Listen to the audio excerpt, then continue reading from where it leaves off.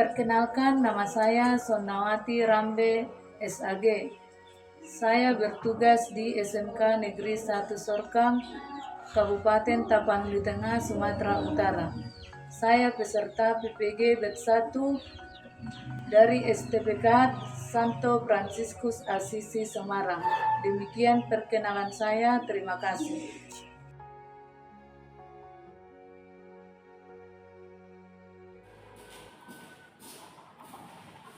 Selamat pagi anak-anak. Baiklah, kita bertemu lagi setelah kita seminggu ini. Setelah seminggu yang lalu kita bertemu, kita kembali bertemu hari ini dalam pelajaran agama Katolik. Baiklah, sebelum kita mulai, Ibu mengabsen dulu. Siapa yang tidak hadir, nak? Ada yang tidak hadir? Ada semua ya? Bagus. Jadi sebelum kita mulai pelajaran kita, terlebih dahulu kita berdoa, ya. Silakan Apri pimpin doa kita, doa pembuka.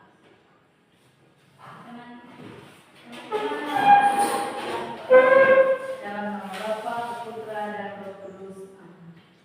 Bapa yang baik, Bapa yang bertata dan surga, kami mengucap syukur kepadamu bahwa hari ini kami bisa berkumpul di tempat ini.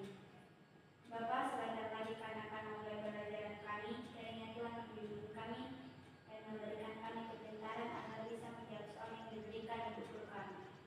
Terima kasih Tuhan, amin. Bapa, Putra dan Roh Kudus. Terima kasih, nak. Baiklah, sekarang mari kita buka materi kita. Materi kita yang bab kelima tentang peran Roh Kudus dan Allah Tritunggal. Ya. Di sini ada sedikit bukuan.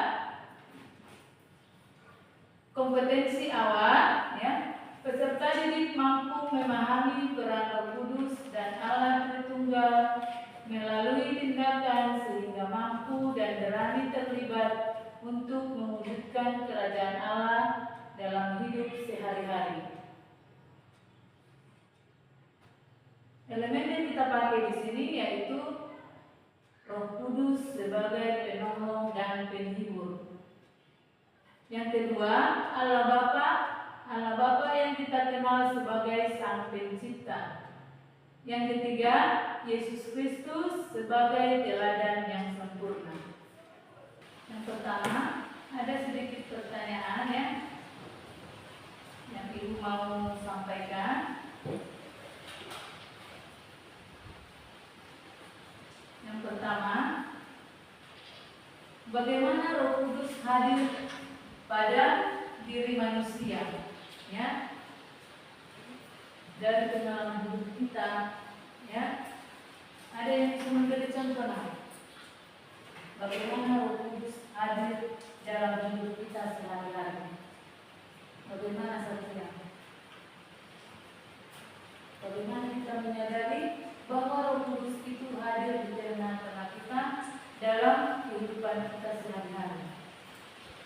Tadi kita sudah simak ada lambang-lambang Roh Kudus, ya. Apa tadi lambang Roh Kudus salah satunya? Api ada. Apa lagi? Air, ya. Apa lagi? Apa lagi? Merpati. Burung merpati itu melambangkan apa burung merpati? Melambangkan kesucian, ya. Air itu, ya. Itu salah satu lambang Roh Kudus, ya, yang bisa kita kenal, yang bisa kita rasakan. Tanpa air bisa kita hidup. Tanpa air bisa kita hidup?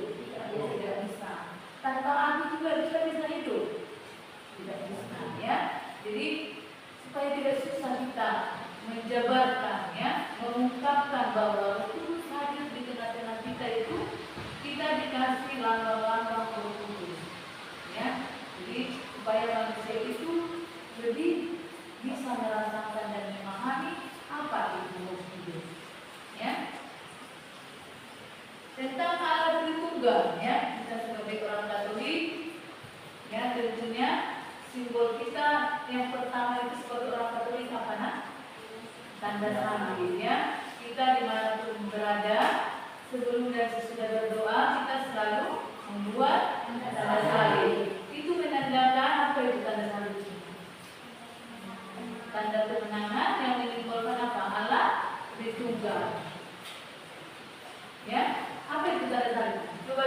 Teta. Satu ya, kata salib itu apa? Coba dulu buat.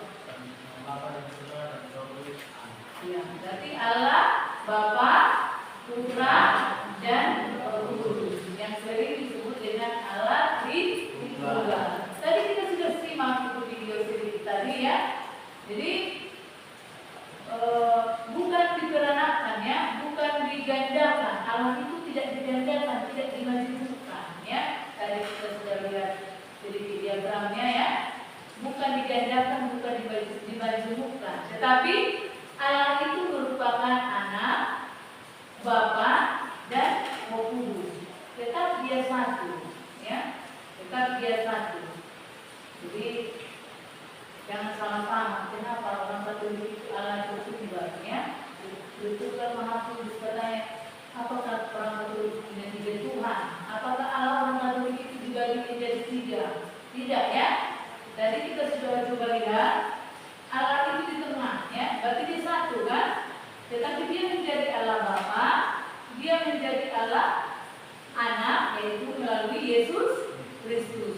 Dan setelah Yesus Kristus wafat, Yesus menjadi Roh Kudus. Itulah yang menemani kita saat ini ya, melalui simbol-simbol yang sudah kita pahami dan sudah kita rasakan dalam kehidupan kita sehari-hari ya. Jadi kita tidak ditinggalkan walaupun Tuhan wafat di kayu salib ya, dimakamkan, tetapi kita tidak ditinggalkan ya. Allah tetap menurunkan Roh Kudus untuk menemani dan membimbing semua umat manusia. Jadi coba sekarang tugas menang ya. Kau refleksikan ya, satu atau dua ya, pengalaman hidupmu di mana kau menyadari bahwa Roh Kudus berperan dalam kehidupanmu ya. Coba itu yang pertama. Yang kedua ya, yang pertama, pengalaman hidupmu di mana kau bisa merasakan bahwa Roh Kudus hadir di dalam hidupmu. Di pengalaman hidup ya. Yang kedua, coba buat dengan pemahamanmu sendiri atau pendapatmu tentang Allah Tritunggal. Coba dikerjakan tugas waktu 5 menit. Siapa yang sudah selesai boleh dipresentasikan di depan. Silakan dikerjakan.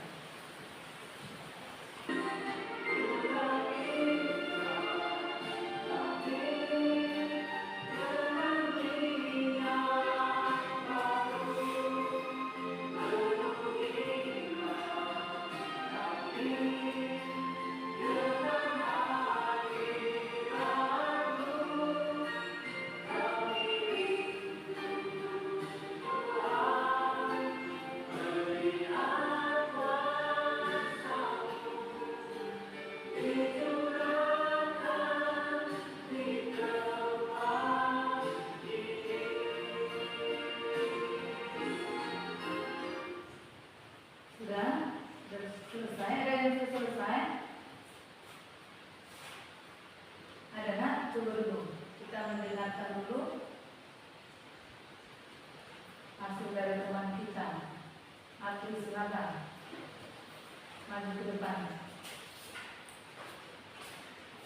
Jadi teman-teman, saya akan menjelaskan tentang peran Roh Kudus dan Allah Tritunggal Maha Kudus.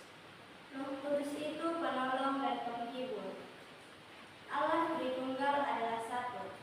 Roh Kudus itu juga sering datang kepada kita, tetapi kita jarang menyadarinya. Roh Kudus itu penuh cinta dan putra, yang artinya Roh Kudus itu berasal dari Bapa dan Putra. Roh Kudus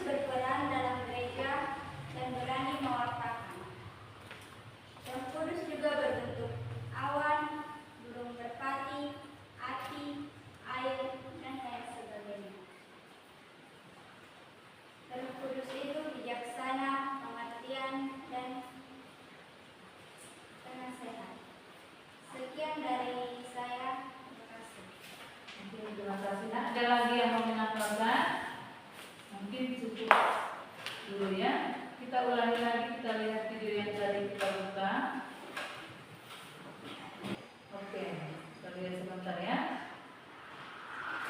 Yang pertama itu Roh Maha Kudus ya. Coba dilihat sebentar, dibaca sebentar ya, diperhatikan.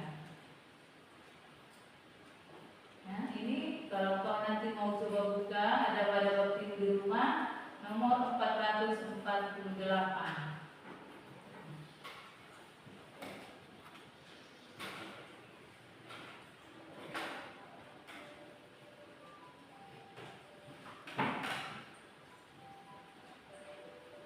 Ini kutipan kitab suci tentang hadirnya Roh Kudus, ya, yang sering kita sebut Pentakosta, ya.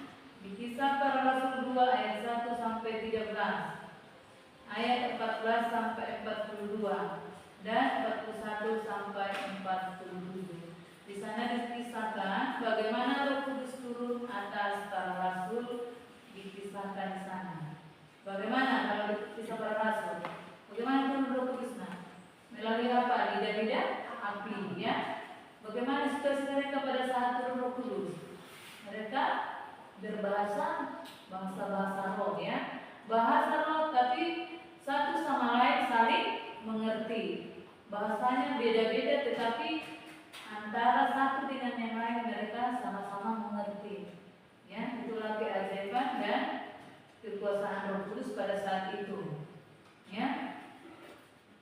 Jadi jangan lupa ini ngomong-ngomong Roh Kudus ini. Jangan apa-apa YouTube total ya.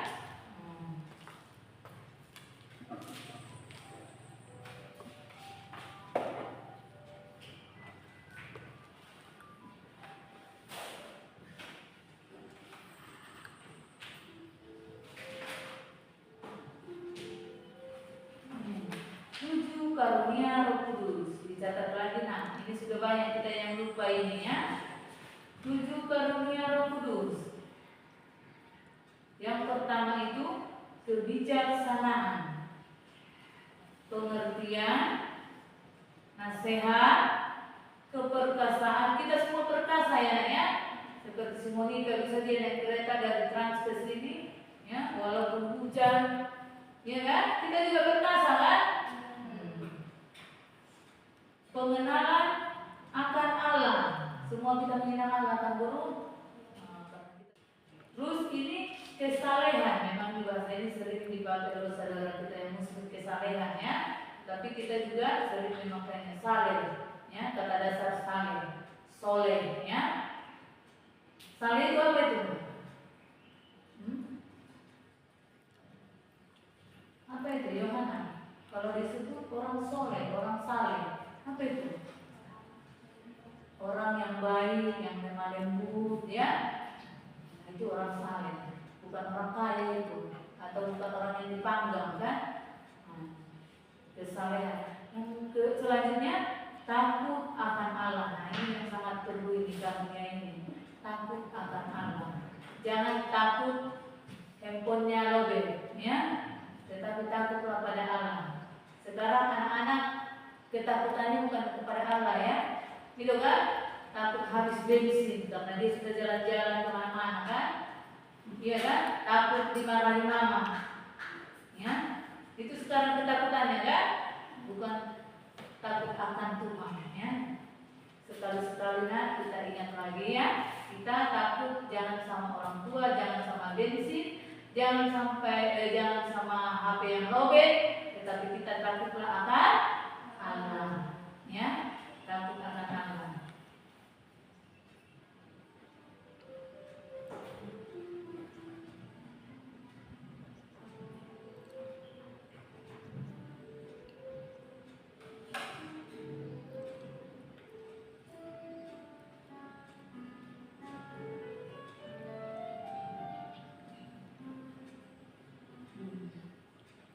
Ini buah-buah roh. Mulai kecil kita sudah tahu ini buah-buah roh kan? Sudah tahu semua. Buah-buah roh itu kemurahan, kebaikan, penguasaan diri, kelemah lembutan, kesetiaan, kesabaran, sukacita, dan kasih. Itu kasih buah yang sangat enak itu kan? Iya kan?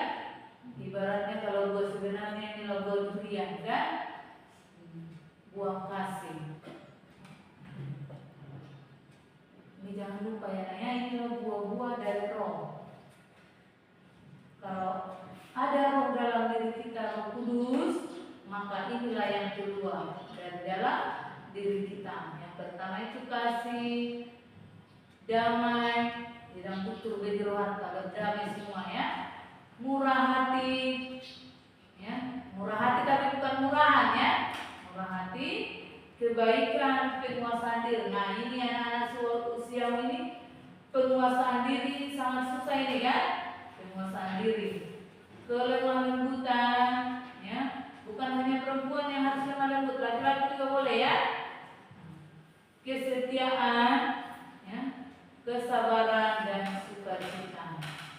Inilah buah-buah roh.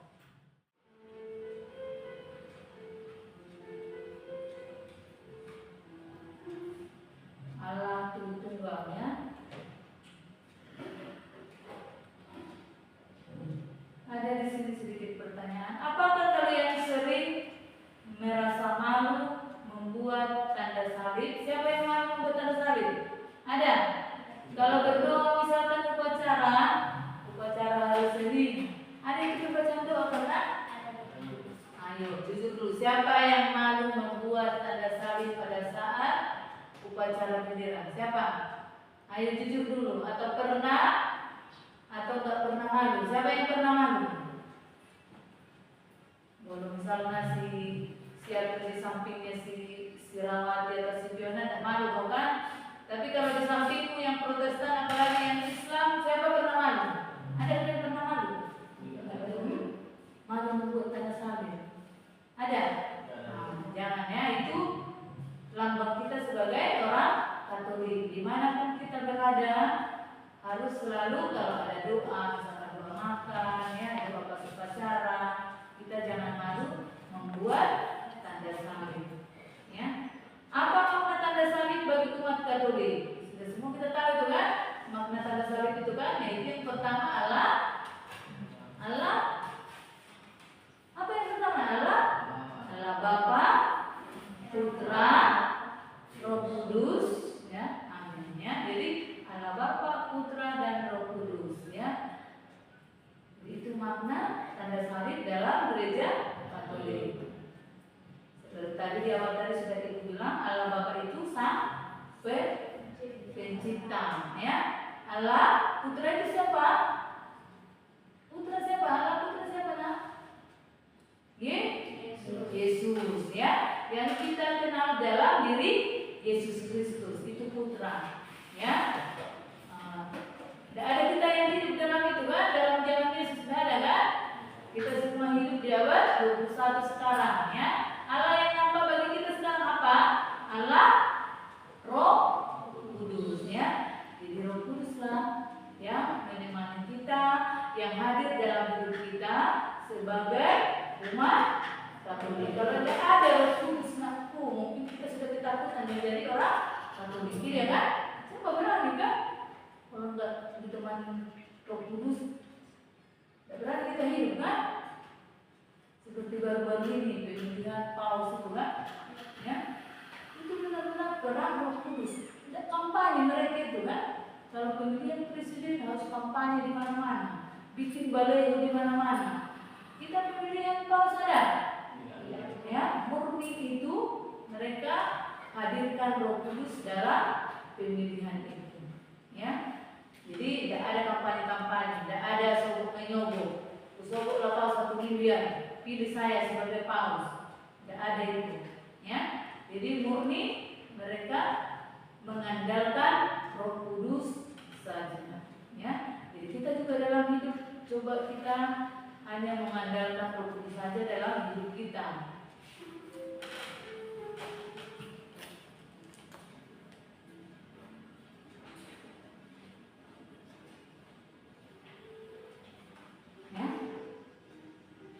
Pengungkapan iman ya. Yang pertama tadi tanda salib itu sudah di luar kita itu ya. Dimanapun kita berada, orang sudah tahu bahwa kita orang Katolik dengan tanda salib.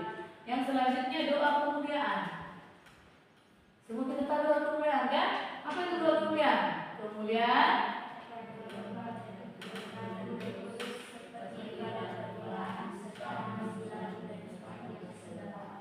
iya, itu doa kemuliaan ya. Yang selanjutnya dalam doa syahadat ya. Doa syahadat itu kapan doa syahadat? Aku percaya ya.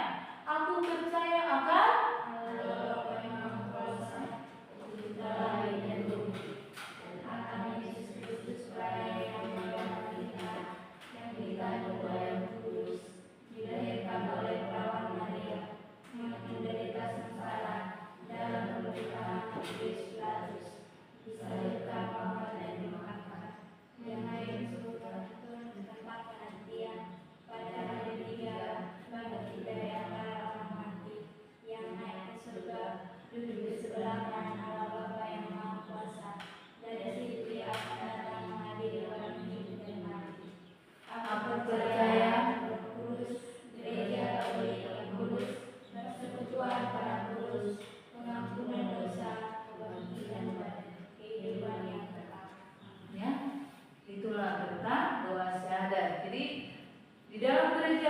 beberapa kali kita ditekankan, ditujukan bahwa Allah Tritunggal itu dan Roh Kudus itu sangat berperan dalam gereja Katolik.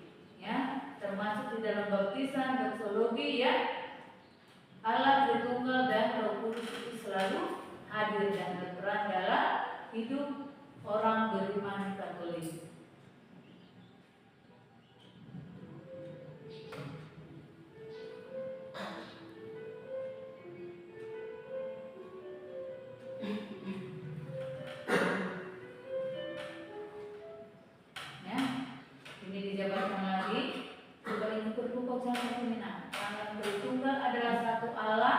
Dan tiga pribadi sekaligus, Bapa, Putra, dan Roh Kudus. Jadi pribadi yang tiga, bukan Allah yang tiga ya nak ya.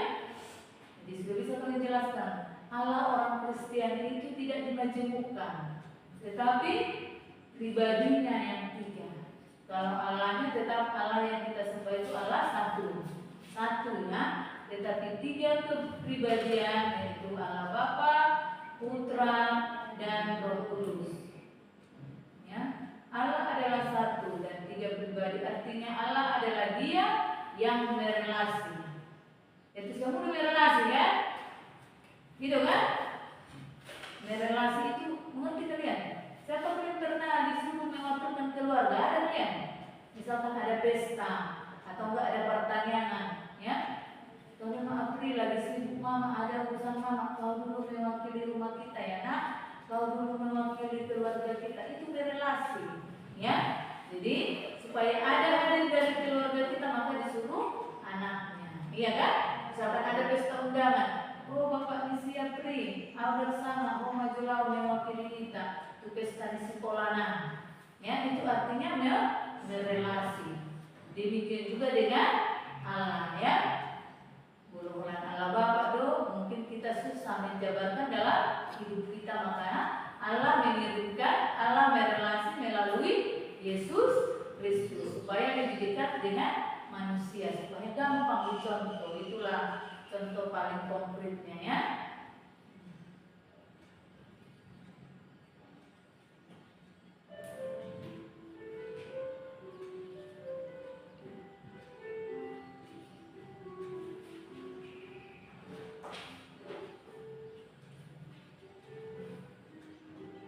Bentuk-bentuk penghayatan iman akan Allah Tritunggal. Ya, ini tentang panggilan kita. Kita dipanggil mengupayakan agar diri dan hidup kita menjadi tempat yang layak dan suci bagi kehadiran Allah yang kudus. Ya, karena kita tempat yang paling suci. Ya, jadi Roh Kudus itu tidak hadir misalkan kepada tumbuh-tumbuhan, tidak. Karena kalau kepada tumbuh-tumbuhan nanti dia tidak bisa menampakkan, ya. Kalau kita bisa, kan? Kalau Kudus hadir dalam kita bisa menampakkan kepada manusia-manusia yang lain, ya. Jadi kita merupakan tempat Roh Kudus yang paling suci. Jadi kalau nampak Roh Kudus dalam dirimu, jangan kau tidur-tidurkan, ya. Unang dicuci di kamar, ya. Kalau sudah turun Roh Kudus atasmu, misalnya kau, ya, dipercayakan untuk menjadi misdinar, ya, menjadi pembicara di gereja, ya, menjadi mudika OMK, tunjukkan, jangan kau tidurkan di dalam kamar, ya. Kalau kau dipilih ketua OMK, tunjukkanlah bahwa kau itu ketua OMK yang dilimpahi oleh Roh Kudus, ya. Ya, kita dipanggil untuk percaya dan menjadikan Allah sumber kekuatan, ya. Benar, Allah sumber kekuatan kita, tidak ada yang lain, ya. Kita dipanggil untuk menjadikan model ikatan kasih Tritunggal dalam hidup kita sehari-hari. Dan ini sudah bisa kita lakukan, kan? Kita sudah mengenal Allah Sang Pencipta, kita sudah mengenal Allah Yesus Kristus, kita sudah mengenal Allah Roh Kudus, otomatis kita bisa berbuat, iya kan? Itu kan? Sudah bisa kita melakukannya, melaksanakannya, ya. Karena kita sudah mengetahui, sudah memahami, tinggal kita bagaimana melaksanakan yang kita ketahui itu, ya. Kita juga dipanggil menjadikan ikatan kasih Tritunggal menjadi model dalam kehidupan kita sehari-hari, model nyata, ya, model natar bereng, ya. Makanya kalau kalian pernah dengar orang Katolik itu sering disebut orang yang baik, ya, orang yang suka bersosial, ya, walaupun kita tidak suka menyumbang, ya, karena orang Katolik itu cenderung sederhana. Kalau berbuat itu tidak boleh orang tahu, ya. Istilahnya kita memberi tangan kanan, tangan kiri jangan sampai tahu, ya. Kalau kita berbuat baiklah dengan tulus dan ikhlas. Belum berbuat baik kita omong-omongin, ya. Misalkan ya membantu si Pione, berarti itu kau membantu tidak ikhlas dan tidak tulus, ya. Kau ingin perbuatan itu diketahui orang, berarti kau tidak ikhlas, ya. Jadi itu kita dipanggil untuk itu.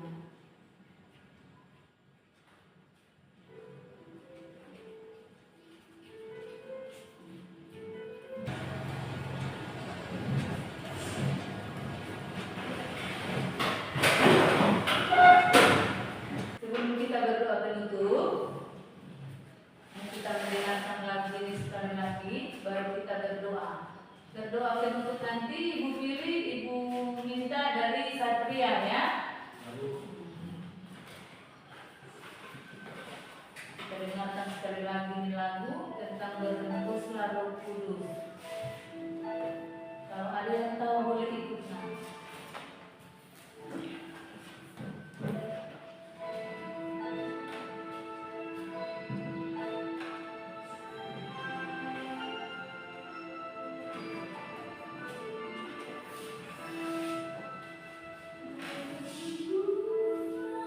boleh suaranya.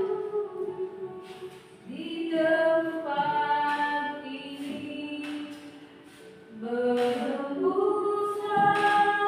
Roh Kudus dengan kuasa-Mu. Gereja-Mu di akhir zaman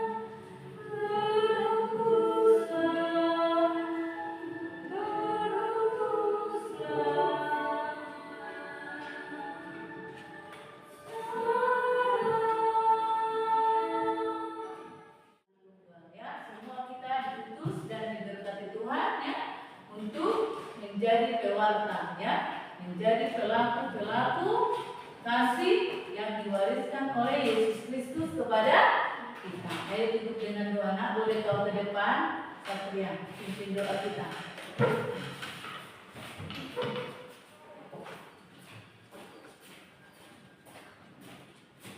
Mari kita bersatu dalam Dalam nama Bapa, Putra dan Roh Kudus. Amin. kasih atas berkat-Mu dan penyertaan-Mu sewaktu kami belajar tadi. Ya Tuhan, sekarang kami sudah selesai belajar. Semoga pembelajaran tadi berguna bagi hidup kami dan bagi sesama. Nah, itu doa yang kami sampaikan dalam nama anak Tuhan Yesus Kristus. Kami sudah berdoa dan mengucap syukur. Amin. Atas nama Bapa, Putra dan Roh Kudus. Amin. Terima kasih